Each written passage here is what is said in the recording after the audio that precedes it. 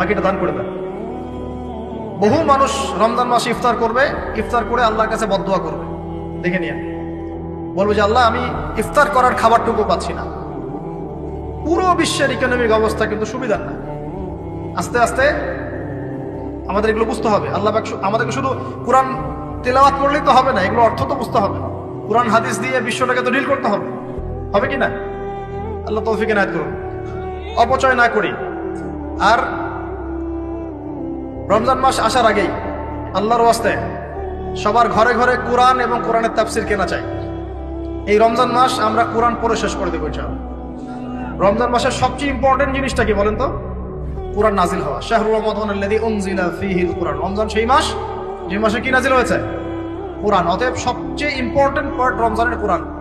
যারা কোরআন তেলাওয়াত করতে জানি না, পড়া শিখবো, রাজি আছি ইনশাআল্লাহ? রমজান মাসের পুরো 30 দিন আমরা কোরআন তেলাওয়াত করা শিখবো ইনশাআল্লাহ। স্থানীয় ইমাম থাকতে পারেন, টিচার থাকতে পারেন, অনলাইনে শিখতে পারেন, অফলাইন কোর্স করতে পারেন, যেভাবে হোক আপনাকে শিখতে হবে। এর পাশাপাশি যারা হাফেজ এবং আমরা টুকটাক যারা আরবি বুঝি, আমাদের প্রতি নসিহত হচ্ছে রমজান মাসে 30 দিনে প্রতিদিন 1 পারা করে আমরা তাফসীর পড়বো। 30 দিন 30 পারা শেষ ইনশাআল্লাহ। পারা যাবে ইনশাআল্লাহ? রমজান মাসে আর কি কাজ করব? তারাবি সালাত জামাতে পড়ার চেষ্টা করব। আর যে তারাবি জামাতে পড়বে সে 5 ওয়াক্ত নামাজ তো অবশ্যই জামাতে পড়তে হবে। জামাত যদি কোনো কারণে মিস হয়ে যায়, নামাজ বাদ। একাকি হলেও নামাজ পড়তে হবে। হ্যাঁ, যদি দেখেন জামাতে তারাবি পড়তে পারছেন না, ফ্যামিলিকে নিয়ে প্রয়োজনে তারাবি পড়েন। ফ্যামিলি মেম্বারদেরকে নিয়ে আপনি তারাবি পড়েন। আপনি পুরো কোরআনের হাফেজ না, 1 পারা জানেন, 1 পারা দিয়ে পড়েন। আপনি 20টা সূরা জানেন, একটা সূরা বারবার রিপিট করে করে পড়েন।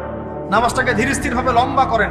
রাসূলুল্লাহ সাল্লাল্লাহু আলাইহি ওয়াসাল্লামের মতো তিনি লম্বা করে ধীর স্থির ভাবে রমজান মাসে কিয়াম করতেন। আল্লাহ আমাদের তৌফিক দান করুন।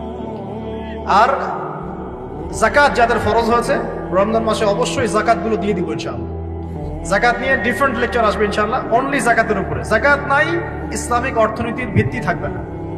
যাকাত প্রতিষ্ঠা না করতে পারলে চিরস্থায়ীভাবে সমাজ থেকে দারিদ্রতা দূর করা যাবে না, কোনোভাবেই যাবে না।